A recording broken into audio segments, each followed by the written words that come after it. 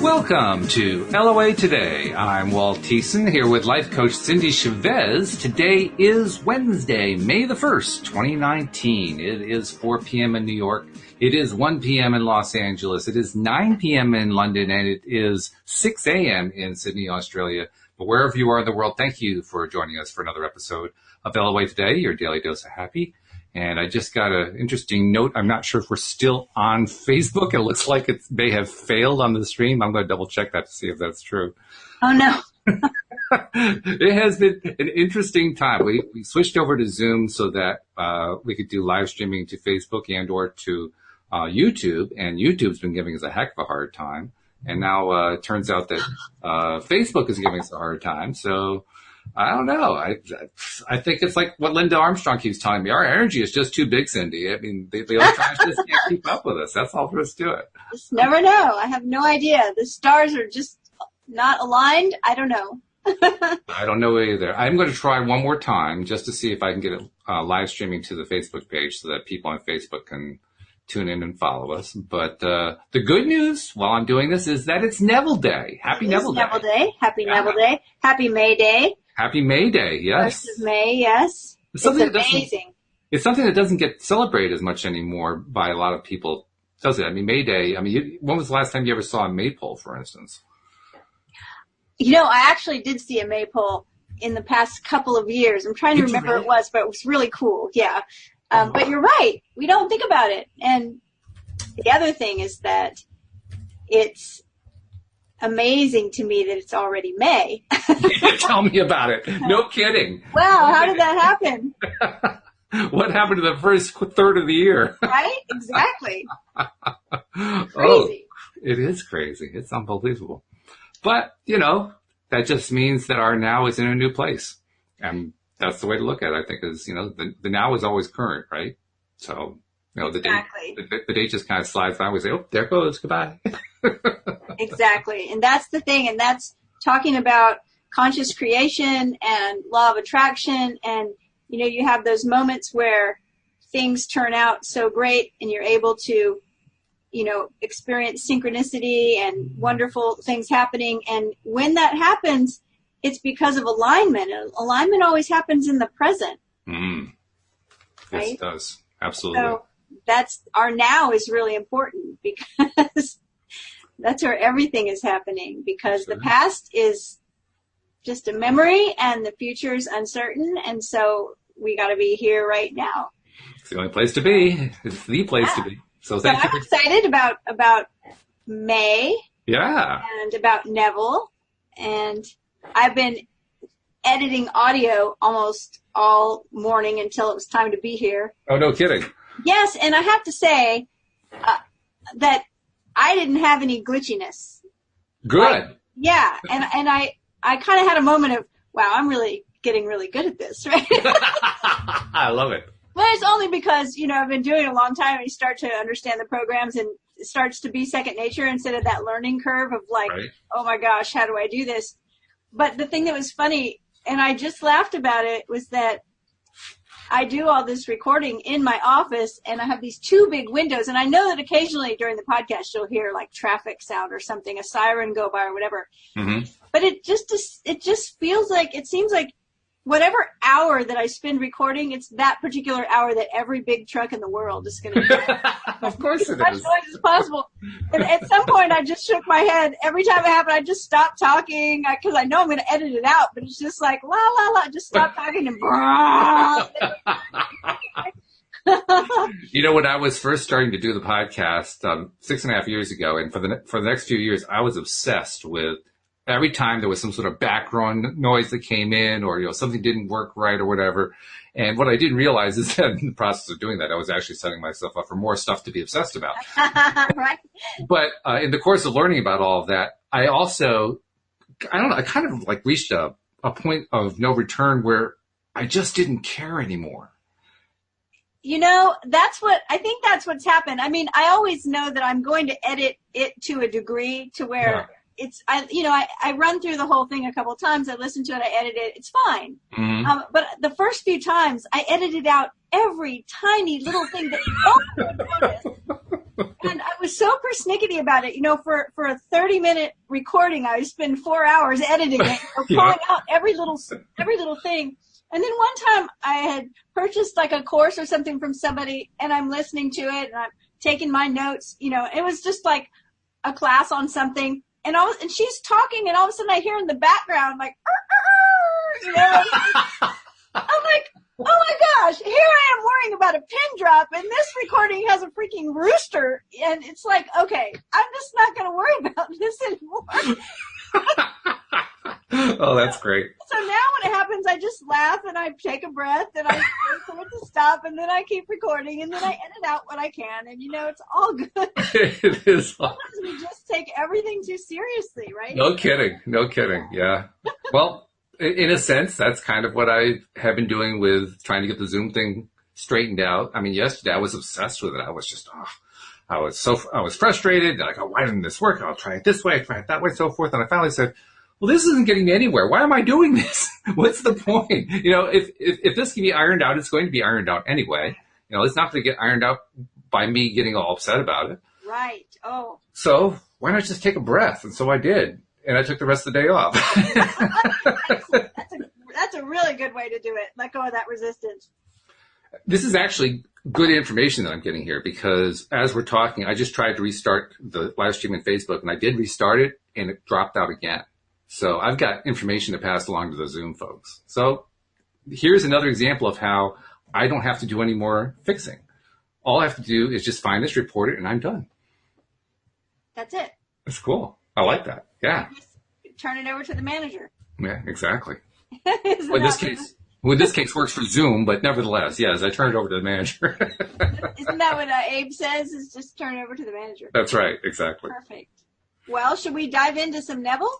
We should. And I'm noticing we're almost done with this book. This is the longest book that we've tackled.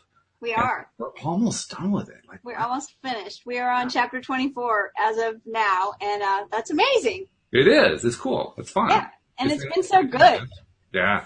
Yeah, and when I saw the title of this chapter, I was like, ooh, because it's clairvoyance. Mm-hmm. And so we know that there are a bunch of different facets to what we usually just call intuition, I guess. Right. I'm really curious to see where Neville's going to go. As usual, Neville... I just need to point one thing out. I mean, we've been doing a lot of chapters that were about, like, the triune God, and about circumcision, and about the crucifixion, and Easter, and Christmas, and so forth. And now all of a sudden we're on clairvoyance. And this is in the same book. And I mean, how many books do you know of that go through that kind of transition? That's a pretty rare transition. Right. Well, there was one point when we were maybe, I want to say within the last 3 weeks, so in the last maybe 5 chapters, where I'm reading and all of a sudden Neville mentions to dare, to know, to will, and to be silent. Mm-hmm. And I was like, what? Like, that's like the power of the Sphinx. That's like something that has to do with, ceremonial magic. And I'm like, okay, that was Neville. Like, Neville's all over the place. He right? really is, yeah. And, something that I think is really cool about Neville is, at least from where we sit now, I recognize that he wrote this stuff a long time ago. He was in a completely different, really, society has changed so much, right? Oh, yes. Societal norms and, our culture and everything. But he didn't seem to really care whether all of his stuff fit anybody's sense of what was usual or normal or traditional or mainstream. And he put things together that other people might not have ever put together. And he was very unique in that sense. And I think that's a great, example for us, is that we can think outside the box. I think Neville was really an outside the box thinker. Mm-hmm. Yeah, he definitely was. Yeah. And that's why I think it's like, then all of a sudden we get to a chapter and it's called fishing. Yes, right. I particularly like that one. So this one is called clairvoyance. And as usual, Neville starts out with a scripture from a verse from the Christian Bible. He says, having eyes, see ye not, and have ears, hear ye not, and do ye not remember? He goes on to say, true clairvoyance rests not in your ability to see things beyond the range of human vision, but rather in your ability to understand that which you do see. A financial statement can be seen by anyone, but very few can read a financial statement. The capacity to interpret the statement is the mark of clear seeing or clairvoyance. That every object, both animate and inanimate, is enveloped in a liquid light which moves and pulsates with an energy far more radiant than the objects themselves. No one knows better than the author, but he also knows that the ability to see such auras is not equal to the ability to understand that which one sees in the world around about him. To illustrate this point, here's a story with which the whole world is familiar, yet only the true mystic or clairvoyant has ever really seen it. Synopsis. The story of Dumas, Count of Monte Cristo, is, to the mystic and true clairvoyant, the biography of every man. Edmond Dantes, a young sailor, finds the captain of his ship dead. Taking command of the ship in the midst of a storm-swept sea, he attempts to steer the ship into safe anchorage. Commentary. Life itself is a storm-swept sea with which man wrestles as he tries to steer himself into a haven of rest. 2. On Dantes is a secret document which must be given to a man he does not know, but who will make himself known to the young sailor in due time. This document is a plan to set the Emperor Napoleon free from his prison on the Isle of Elba. Commentary. Within every man is the secret plan that will set free the mighty emperor within himself. 3. As Dantes reaches port, 3 men, who by their flattery and praise have succeeded in worming their way into the good graces of the present king, fearing any change that would alter their positions in the government, have the young mariner arrested and committed to the catacombs. Commentary. Man, in his attempt to find security in this world, is misled by the false lights of greed, vanity, and power. Most men believe that fame, great wealth, or political power would secure them against the storms of life.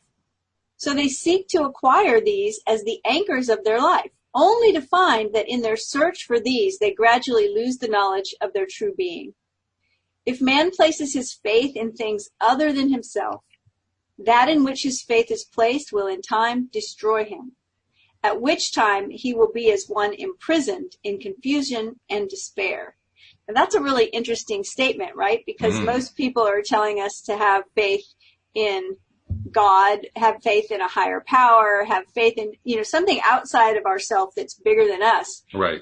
Neville says if man places his faith in things other than himself, that in which his faith is placed will in time destroy him. Yeah. So he goes on to tell the story. 4, here in this tomb, Dantes is forgotten and left to rot. Many years pass. Then one day, Dantes, who is by this time a living skeleton, hears a knock on his wall. Answering this knock, he hears the voice of one on the other side of the stone. In response to this voice, Dantes removes the stone and discovers an old priest who has been in prison so long that no one knows the reason for his imprisonment or the length of time he has been there. Commentary. Here behind these walls of mental darkness, man remains in what appears to be a living death. After years of disappointment, man turns from these false friends, and he discovers within himself the ancient one, his awareness of being, who has been buried since the day he first believed himself to be man and forgot that he was God. 5. The old priest had spent many years digging his way out of this living tomb, only to discover that he had dug his way into Dante's tomb. He then resigns himself to his fate and decides to find his joy and freedom by instructing Dantes in all that he knows concerning the mysteries of life and to aid him to escape as well.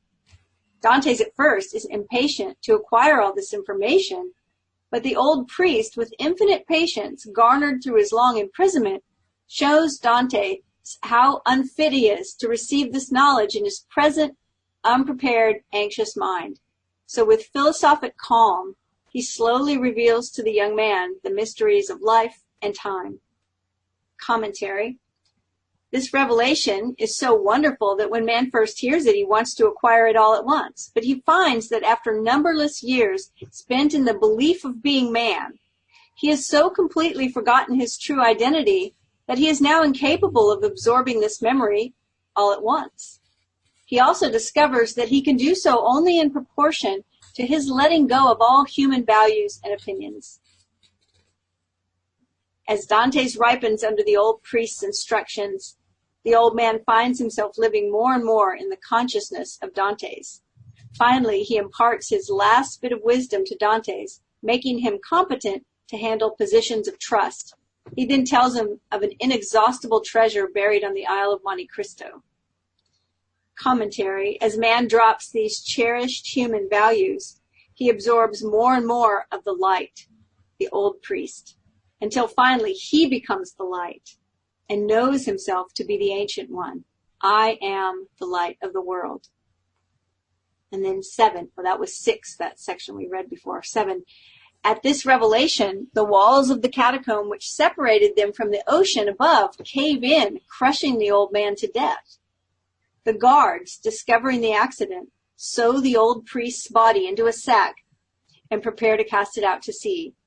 As they leave to get a stretcher, Dantes removes the body of the old priest and sews himself into the bag. The guards, unaware of this change of bodies and believing him to be the old man, throw Dantes into the water. Commentary. The flowing of both blood and water in the death of the old priest is comparable to the flow of blood and water from the side of Jesus as the Roman soldiers pierced him, the phenomenon which always takes place at birth, here symbolizing the birth of a higher consciousness. 8. Dantes frees himself from the sack, goes to the Isle of Monte Cristo and discovers the buried treasure. Then, armed with this fabulous wealth and this superhuman wisdom, he discards his human identity of Edmond Dantes and assumes the title of the Count of Monte Cristo. Commentary. Man discovers his awareness of being to be the inexhaustible treasure of the universe. In that day when man makes this discovery, he dies as man and awakes as God. Yes, Edmond Dantes becomes the Count of Monte Cristo. Man becomes Christ. That's fascinating on a number of different levels. The first one is, we know, I'd still like to know more about him, but we know that Neville received his teaching from a Middle Eastern mystic named Abdullah. And I'm wondering, yes, do you think that Abdullah and Neville discussed the Count of Monte Cristo? I have no idea, but I'm never going to look at that story the same way.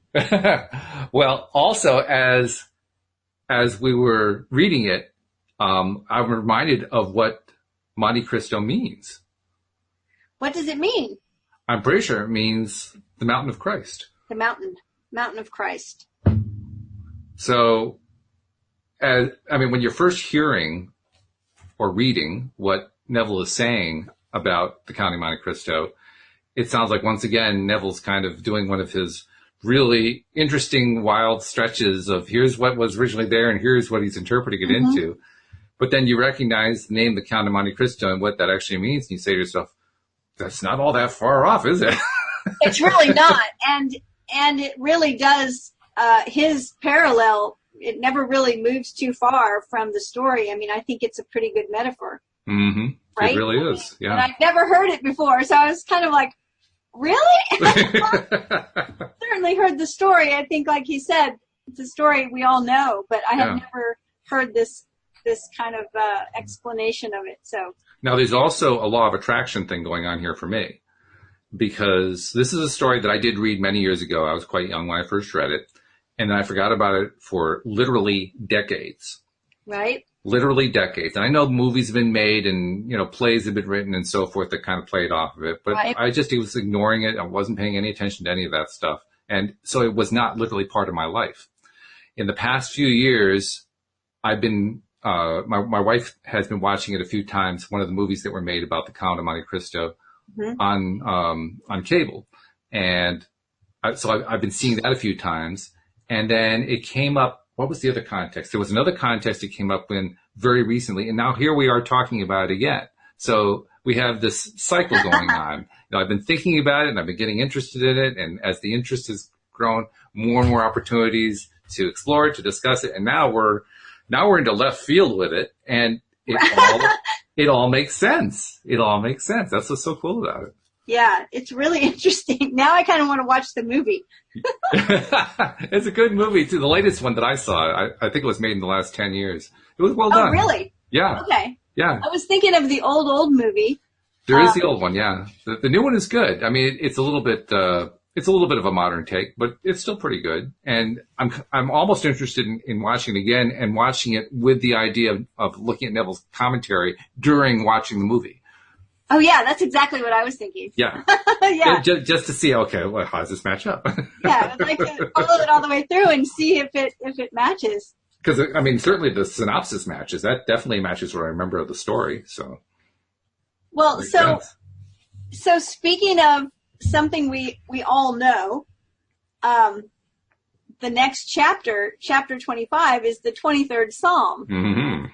And I'm thinking to myself, okay, even people who aren't Christian, people who aren't religious, people who, it's like this, it's in movies, it's in books, it gets quoted all the time. If you go to a wedding or a funeral, you may hear it. Like, it's all over the place. So I'm really curious to see what Neville's going to do to it.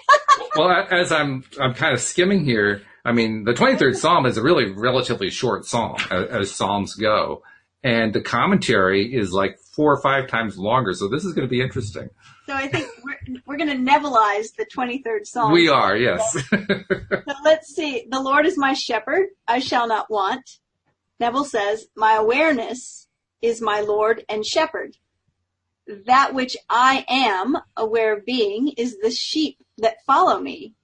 So good a shepherd is my awareness of being. It has never lost one sheep or thing that I am aware of being.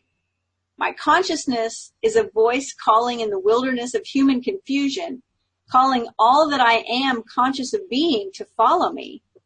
So well do my sheep know my voice, they've never failed to respond to my call, nor will there come a time when that which I am convinced that I am will fail to find me.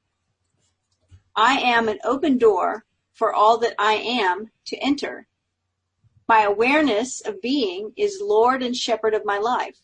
Now I know I shall never be in need of proof or lack the evidence of that which I am aware of being. Knowing this, I shall become aware of being great, loving, wealthy, healthy, and all other attributes that I admire. Now, I want to stop for a moment there, because when I look at the original line from the 23rd Psalm, the Lord is my shepherd, I shall not want. Yes. And in Christian circles, that has a very specific meaning. Do you get the impression he's using that second part of the phrase to mean something different? I shall not want. I mean, it seems to me that he's talking about something quite different there. Well, I've always understood it to mean I won't be in lack. Right. I won't be wanting for anything. Right. What do you think he is saying? That's partly what I'm trying to get my head around. But he says in that second paragraph, my consciousness is a voice calling in the wilderness of human confusion, calling all that I am conscious of being to follow me. So well do my sheep know my voice that they have never failed to respond to my call, nor will there come a time when that which I am convinced that I am will fail to find me. I get the feeling that section there is his way of interpreting I shall not want. Well, he does say, so good a shepherd is my awareness of being. It's never lost one sheep or thing that I am aware of being. So it's sort of like, I don't want for these things because I am. Like my shepherd, my awareness is so good. It's never lost any sheep or any things that I am aware of being. So that I think that's the I shall not want. Well, if that's the case, and I think you're making a good case for that, then the I shall not want isn't so much not I shall not lack. It's rather What I have and what comes along with I am is with the analogy of the sheep, and I'm having trouble turning that sheep into what it is that he's saying.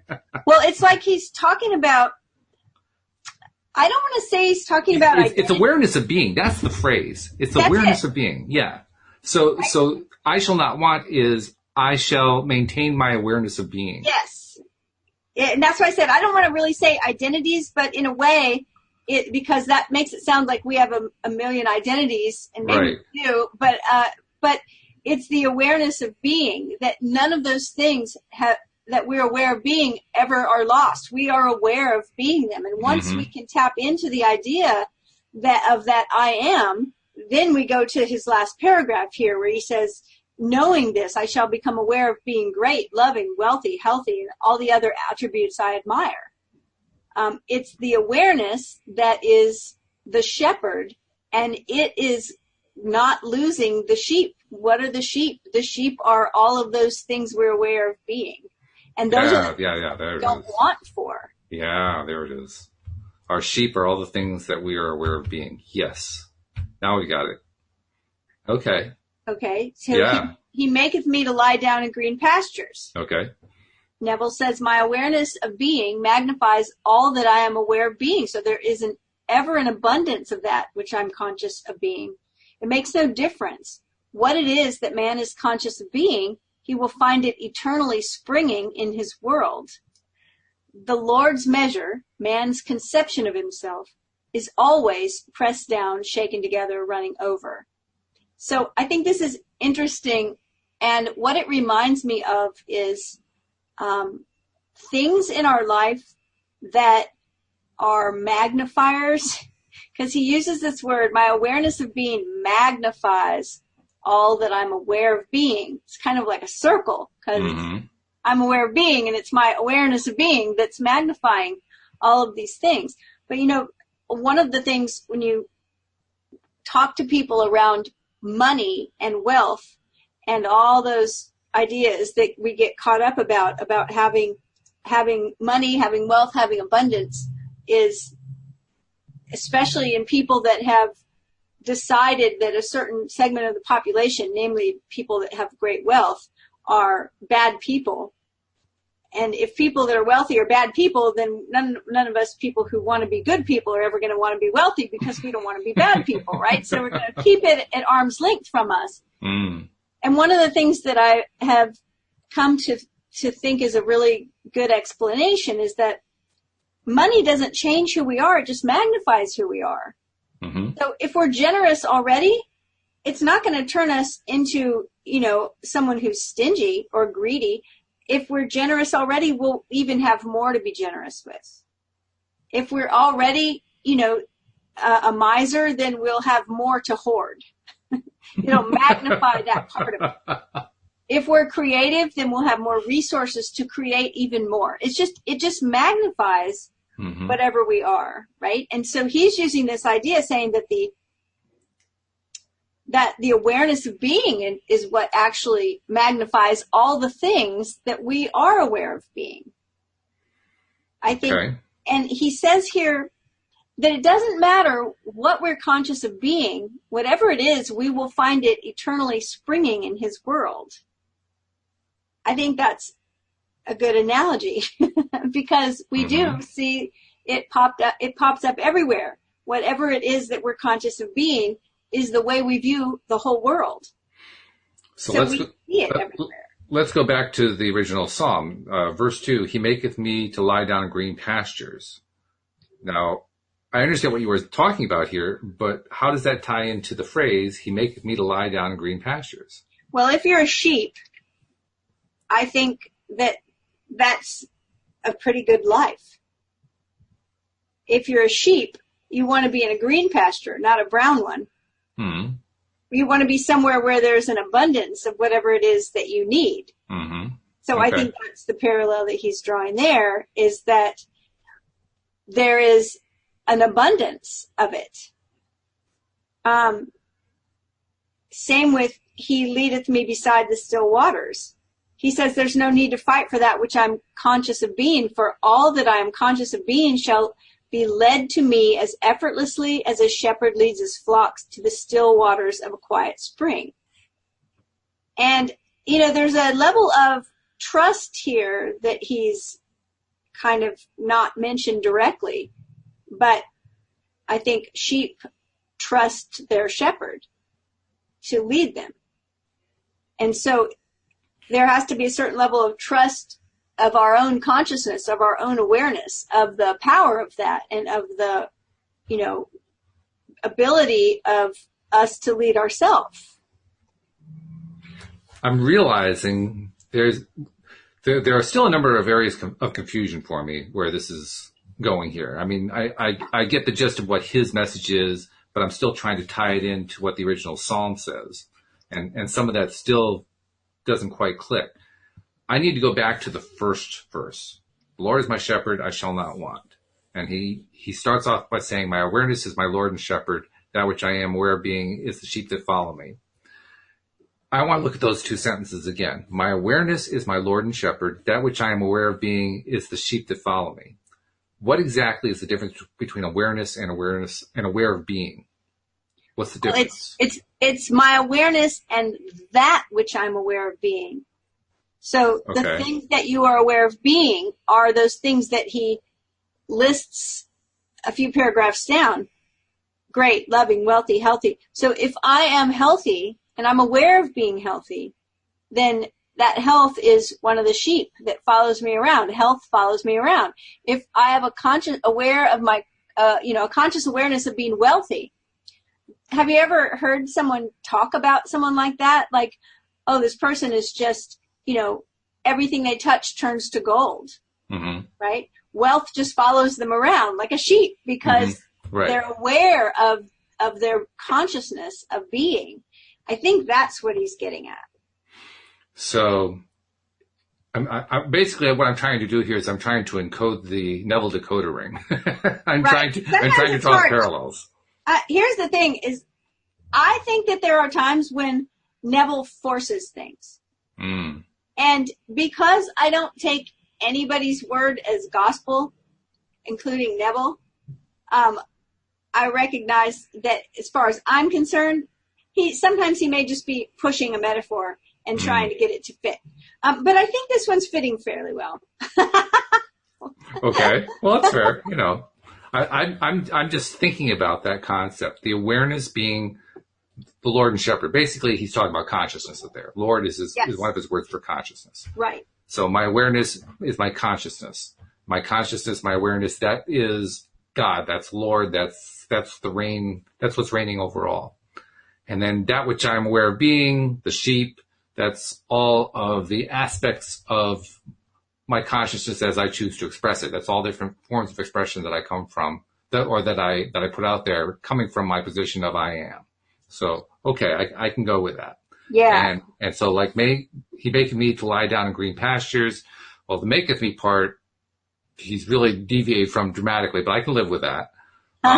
Lying down in green pastures, he has, he's, like you said, he's talking about an abundance there. And I guess in a sense, we can say that if he maketh me, if that refers to my consciousness maketh whatever I am aware of being, to lie down in green pastures. If that's what he's talking about, he's basically saying, well, one follows the other. Okay, in that sense, it's maketh, I guess. So right. I can live with that.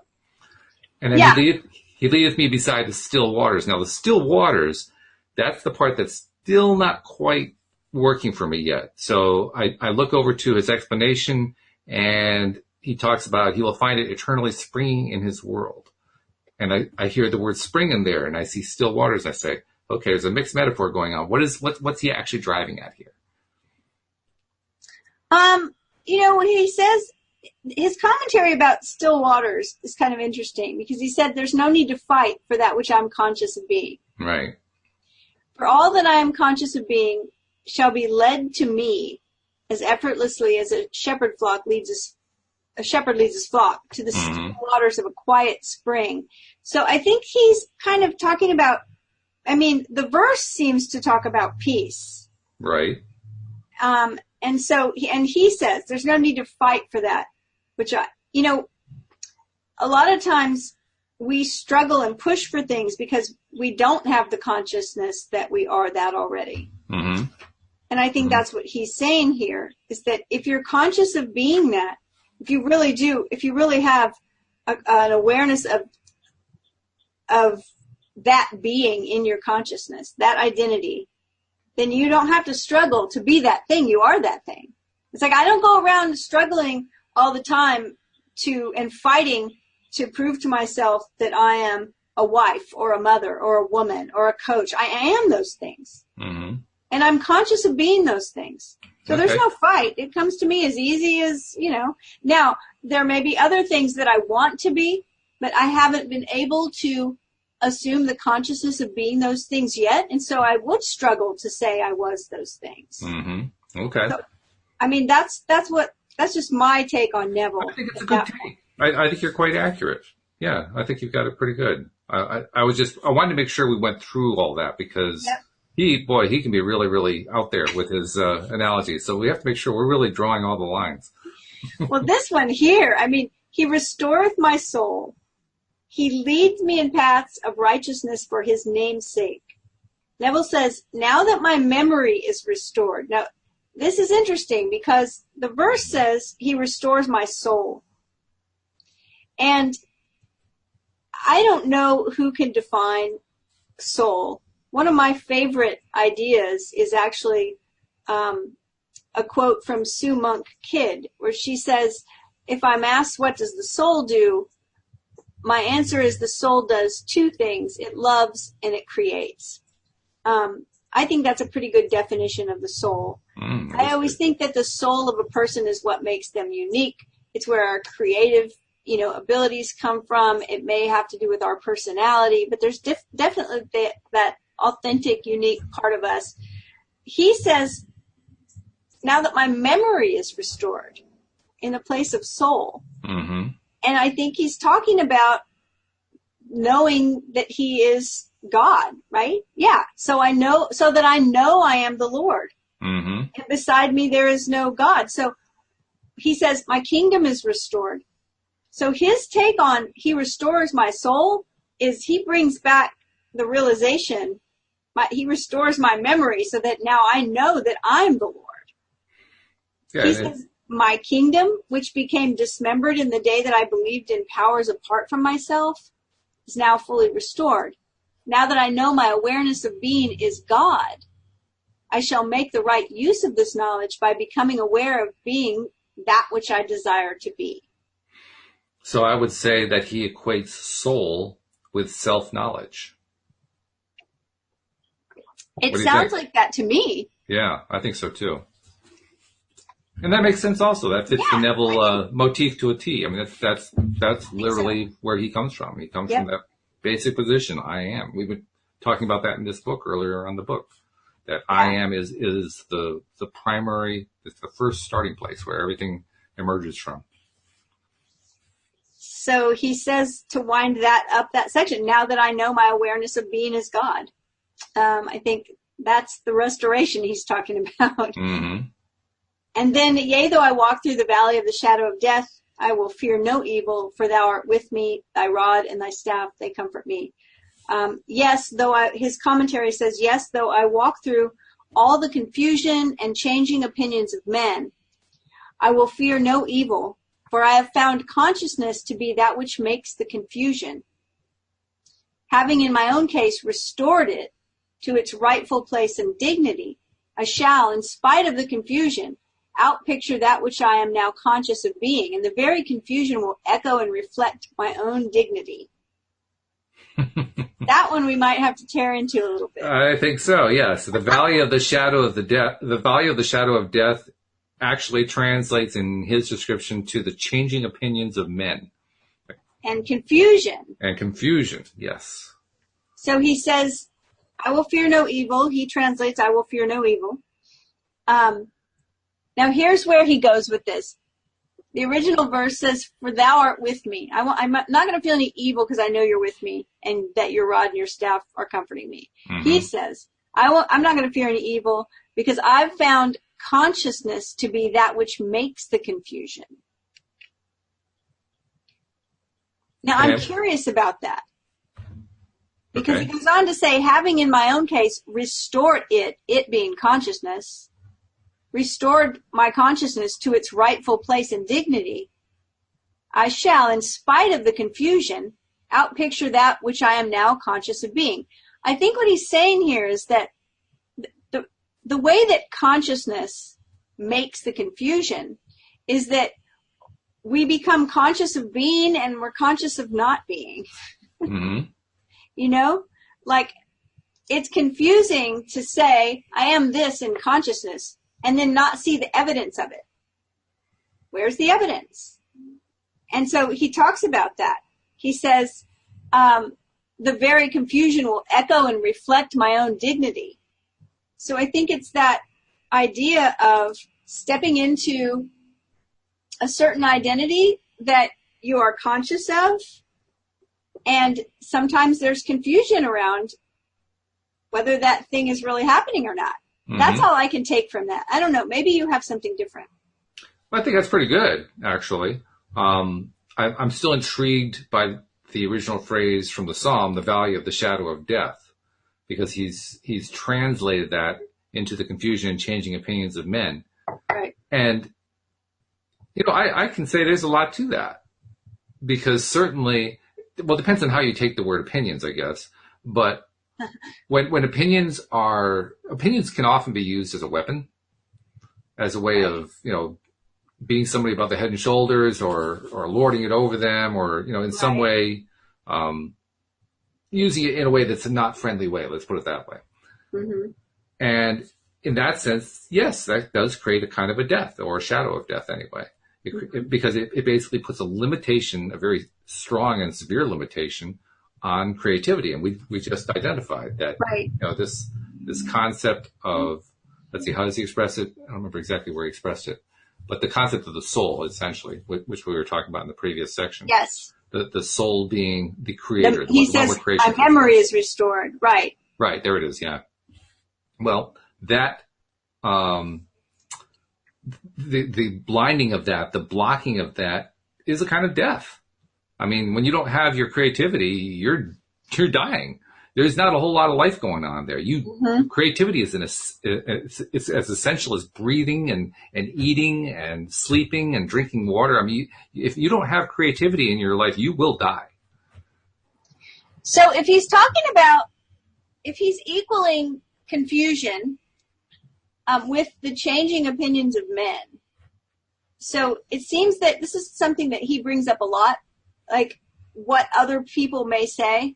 The changing opinions of men, where he says here, I shall, in spite of the confusion, outpicture that which I am now conscious of being. So he's manifesting in spite of what other people say, in spite of all those other opinions. He is outpicturing, which is the beginning steps of manifesting something in 3D reality. He's outpicturing that which he's conscious of being. And he says the very confusion will echo and reflect my own dignity. Mm-hmm. So that makes me think that if he's making a parallel of confusion and the changing opinions of men, then the changing opinions of men, the things other people say, will echo and reflect my own dignity. And he's talked about this before, that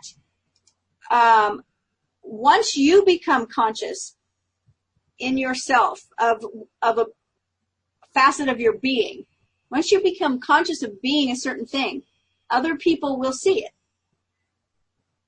So the opinions of men will echo his own dignity at some point. At some point, it will be seen and it will be manifest where people will be able to talk about it. That's what I think he's saying there. Yeah, that's a good take on it. I like that. Now, there's also the last part of it where he says, I will fear no evil, for thou art with me, thy rod and thy staff, they comfort me, which he roughly translates into, let's see, where does it pick up?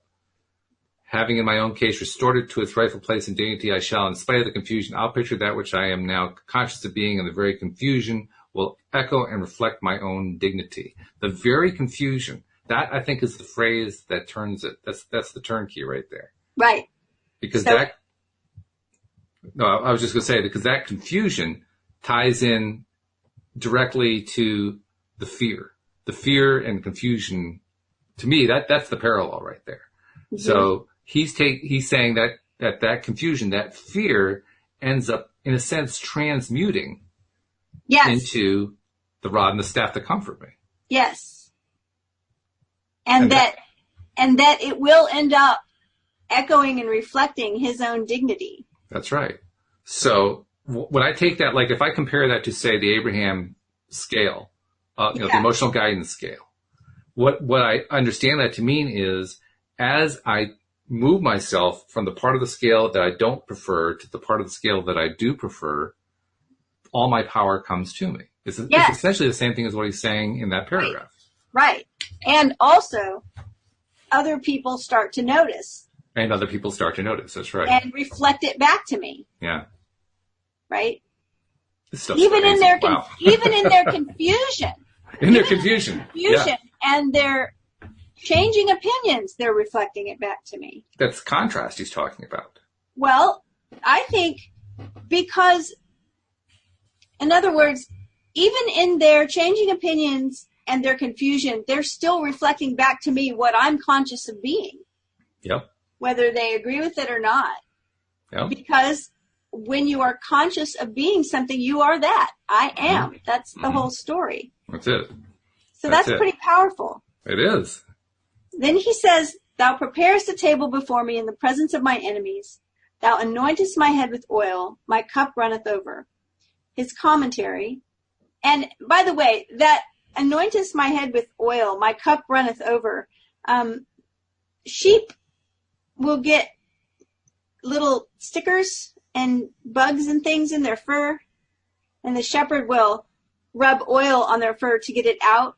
And they will put their face into a cup of oil or water to kind of wash their face, right? So it's a goodness that the shepherd's doing to the sheep here. He's taking care of it. So he says, thou preparest a table before me in the presence of my enemies. Not sure what that means.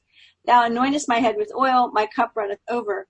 In the face of seeming opposition and conflict, I shall succeed. For I will continue to outpicture the abundance that I'm now conscious of being.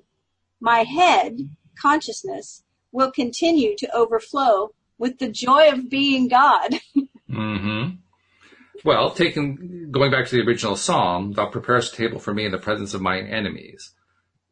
The psalm ties that back to the concept of the valley of the shadow of death. That's where those enemies are. That's where they come from. That's where they're confronted in a sense. And that's what the original biblical conception of the Lord, the shepherd, is leading them out of. So that's where the original story comes from. He's turned that into a story of consciousness, which he always does. Right. And in the story of consciousness, we've already identified part of that, the valley of the shadow of death. That was the confusion. It was the changing opinions of men. It was all the undesired side of the Abraham scale. It was the stuff that is scary. It was the fear stuff. It was all that kind of thing going on. And so now if we understand in that context, the presence of mine enemies is that stuff. That's the stuff. It's right. It's the confusion. He reiterates it again right there, right? He says in the face of seeming opposition and conflict. That's it. Yeah. So that part we got identified. Preparing the table, that ties into what you talked about how the sheep were originally treated by the shepherd. Mm-hmm. When the table here is a metaphor very clearly. I mean, it is in the original psalm. So I think he just kind of assumes that the table is like, here's the foundation on which we're doing our conversation. That's really what the table is, And then anointing the head with water. He says, my head consciousness will continue to overflow with the joy of being God. So he basically took those two concepts, anointing and then my cup runneth over. He tied them into one thing. Yeah. So it's a little disjointed, but it's fascinating. I love that he's just so forward about, my consciousness will continue to overflow with the joy of being God. Okay. Yeah.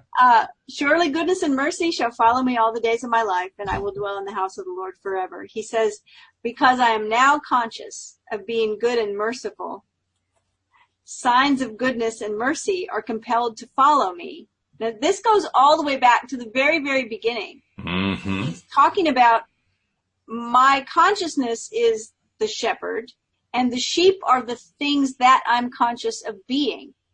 Right? So we were talking about if I'm conscious of being wealthy, wealth just seems to follow me around. Mm-hmm. If I'm conscious of being someone who always runs into great opportunities, the great opportunities just seem to follow me around. Mm-hmm. So he says here, because I'm now conscious of being good and merciful, signs of goodness and mercy are compelled to follow me all the days of my life. For I will continue to dwell in the house or consciousness of being God or good forever. So he answered part of my question in that last bit by equating God with good. My question was, because I'm now conscious of being good and merciful, why good and merciful? Okay, good, we got that answer. Good is God. Why merciful? What's merciful in this? Well, I think he's just taking his analogy and the original verse, goodness and mercy shall follow me. So they're following him in his analogy of the shepherd being consciousness and the sheep being the things that we're conscious of being. In his analogy of that, if goodness and mercy are following him, it's because he's conscious that he is good and merciful. Well, and there's an interesting mixed metaphor going on there, because he says that goodness is God, but he also says goodness is following him. So God is following him. It's like, whoa, wait a minute. It's an interesting way to look at it. I mean, I'm not saying it's wrong or anything. I'm just saying it's a little bit evocative, because the very basic statement that he always starts with is I am. Right. And that I amness, if you will, is the basis of being God. I mean, he equates that very early on in the book, right, with being God. Okay. So if we Neville understand it that 101. way, it's Neville 101. That's right. So basically, to kind of translate this, God, by being God, by recognizing I am God, my godness follows me around. Godness becomes apparent. It is apparent that I have a godness going on. I love it, right? It's like, that's powerful. Mm-hmm. Yeah, Mm-hmm. that's powerful. Yeah. Very interesting. It is very interesting. Pretty wild, too. It's pretty wild. Let's see. So I'm watching the clock. Yeah, I'm wondering, do we have time? I don't know if we have time. We could try. It's a long one. Yeah. Well, we'll keep the commentary to a minimum. Okay. So let's see. Gethsemane. This is chapter 26. Almost to the end of the book. Yeah, 2 left after this. Then cometh Jesus with them unto a place called Gethsemane, and saith unto the disciples, Sit ye here while I go and pray yonder. A most wonderful mystical romance is told in the story of Jesus in the Garden of Gethsemane. But man has failed to see the light of its symbology and has mistakenly interpreted this mystical union as an agonizing experience in which Jesus pleaded in vain with his Father to change his destiny. Gethsemane is to the mystic the garden of creation, the place in consciousness where man goes to realize his defined objectives. Gethsemane is a compound word meaning to press out an oily substance. Geth, to press out, and shemen, an oily substance. The story of Gethsemane reveals to the mystic in dramatic symbology the act of creation. Just as man contains within himself an oily substance which in the act of creation is pressed out into a likeness of himself, so he has within himself a divine principle, his consciousness, which conditions itself as a state of consciousness, and without assistance presses out or objectifies itself. A garden is cultivated piece of ground, a specially prepared field where seeds of the gardener's own choice are planted and cultivated. Gethsemane is such a garden, the place in consciousness where the mystic goes with his properly defined objectives. This garden is entered when man takes his attention from the world round about him and places it on his objectives. Man's clarified desires are seeds containing the power and plans of self-expression, And like the seeds within man, these two are buried within an oily substance, a joyful, thankful attitude of mind. So oil, in a lot of biblical, reference, especially that's poetic, is a metaphor for joy. So just pointing that out. That's not Neville. That's just my knowledge. Okay. Just like wine is often a metaphor for joy. Mm-hmm. Okay. As man contemplates being and possessing that which he desires to be and to possess, he has begun the process of pressing out, or the spiritual act of creation. These seeds are pressed out and planted when man loses himself in a wild, mad state of joy, consciously feeling and claiming himself to be that which he formerly desired to be. So he's talking about here the same thing he's been talking about, and that is being aware of you being conscious of a certain thing, being a certain thing, conscious of being. I am. Desires expressed or pressed out result in the passing of that particular desire. Man cannot possess a thing and still desire to possess it at one time and at the same time. So you've either got it or you don't have it. So as one consciously appropriates the feeling of being the thing desired, this desire to be the thing passes, is realized. The receptive attitude of mind, feeling and receiving the impression of being the thing desired, is the fertile ground or womb which receives the seed, defined objective. The seed which is pressed out of a man grows into the likeness of the man from whom it was pressed. Likewise, the mystical seed, your conscious claim that you are that which you heretofore desire to be, will grow into the likeness of you from whom and into whom it is pressed. Yes, Gethsemane is the cultivated garden of romance where the disciplined man goes to press seeds of joy, defined desires, out of himself into his receptive attitude of mind, there to care for and nurture them by consciously walking in the joy of being all that he formerly desired to be.